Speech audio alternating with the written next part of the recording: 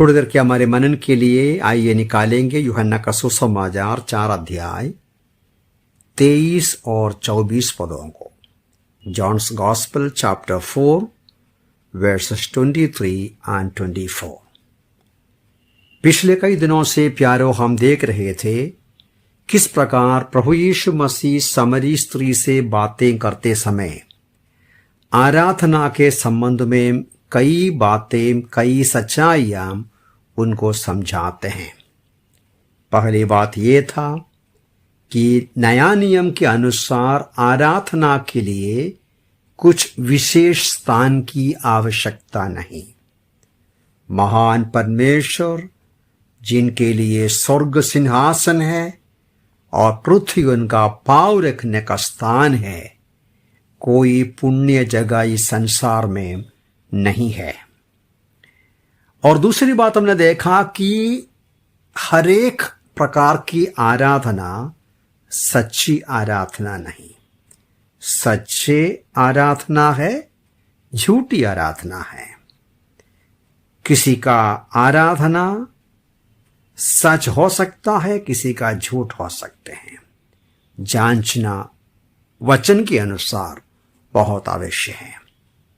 और तीसरी बात यह था कि परमेश्वर पिता अपने लिए आराधकों को ढूंढते हैं या खोजते हैं। चौथी बात इस वचनों में ही हम पढ़ते हैं, आराधना सच्चे आराधक पिता की आराधना आत्मा और सच्चाई से करेंगे। 24वें पद में फिर से कहता है, परमेश्वर आत्मा है और अवश्य है कि उसके आराधक आत्मा और सच्चाई से उसकी आराधना करें। आराधना आत्मा में करना है।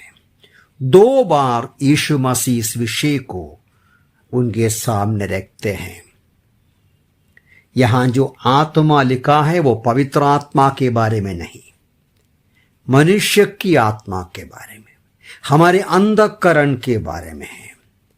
आज हमारी आराधना हृदय की गहराई से, अंतःकरण से, आत्मा से होना आवश्यक है। क्योंकि पुराने नियम की आराधना अधिकांश रूप में बाहरी रूप का दिखावट था।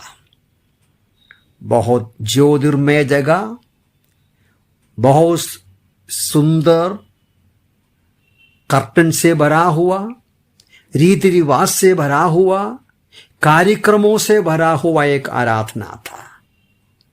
ये बात सही है कि पुराने नियम की आराधना का तरीका परमेश्वर ने ही उसको बताया, लेकिन हम पढ़ते हैं पुराने नियम में ही उनकी आराधना धीरे धीरे केवल दिखावट का बन गया, केवल बाहरी रूप का रीति रिवाज से भरा हुआ था। एशिया की पुस्तक में एक वचन मैं पढ़ना चाहता हूं, जो एशिया 29 अध्याय का 13वां पद में पढ़ते हैं। तब प्रभु ने कहा, इसलिए कि ये लोग अपने मुंह से तो मेरी आराधना करते और अपने होठों से मेरा आदर करते हैं, परंतु इनका हृदय मुझसे बहुत दूर है और मेरे प्रति इनकी भक्ति रटी रटाई परंपरा मात्र है। क्या बोला परमेश्वर ने? इनकी आराधना केवल होठों से है, इनका मेरा आदर करना केवल मुंह से है, हृदय दूर है, केवल परंपरा है। परमेश्वर उनकी आराधना को पसंद नहीं किया, स्वीकार नहीं किया। जब भजन का 51 हम पढ़ते समय 15वां पद से लेकर पदों में दाऊद इस बात को कबूल करता है।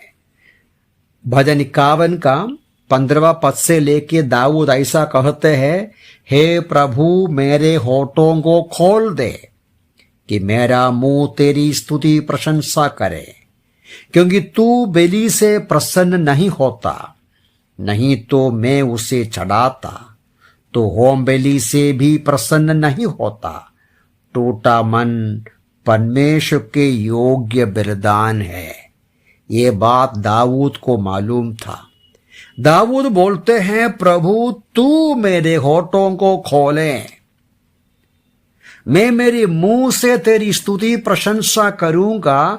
आप ही मेरे होठों को खोले, क्योंकि तू बलिदानों को नहीं चाहता। रीति रिवाज का, बाहरी रूप का, दिखावट का होम बलि को आप प्रसन्न नहीं करता। आराधना परमेश्वर के लिए एक हृदय से आना है, एक टूटा हुआ मन से आना आवश्यक है।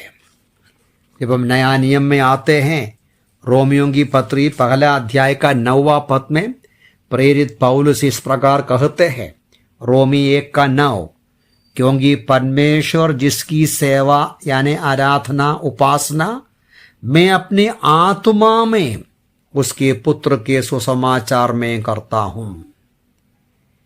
पौलुस गवाही देते हैं, संत पौलुस, मैं प्रभु की आराधना, प्रभु की उपासना अपनी आत्मा में करता हूं, हृदय से करता हूं। एक ऐसा हो सकता है, ये फिलिपियों की पत्री में पौलुस खुद लिखता है। फिलिपियों की पत्री 3 अध्याय का 3 पद में इसका समाधान लिखता है, जवाब लिखता है। कहते हैं, सच्चा कतना वाले तो हम ही है जो परमेश्वर के आत्मा में उपासना करते हैं। हमारे अंतःकरण से, हमारी आत्मा से परमेश्वर की आराधना करने का तरीका क्या है? पवित्र आत्मा के सहायता से आराधना करना है। रोमियों की पत्री उसका 8वां अध्याय में ऐसा को वचन है, मैं पढ़ूंगा आपके लिए जल्दी। रोमी 8:16 में, आत्मा स्वयं हमारी आत्मा के साथ मिलकर साक्षी देता है कि हम परमेश्वर के संतान हैं। प्यारों, जब एक व्यक्ति यीशु मसीह को हृदय में स्वीकार करते हैं, उद्धार पाते हैं, नया जन्म पाते हैं और परमेश्वर के संतान बनते हैं, हमारे अंदर पवित्र आत्मा वास करना शुरू होता है।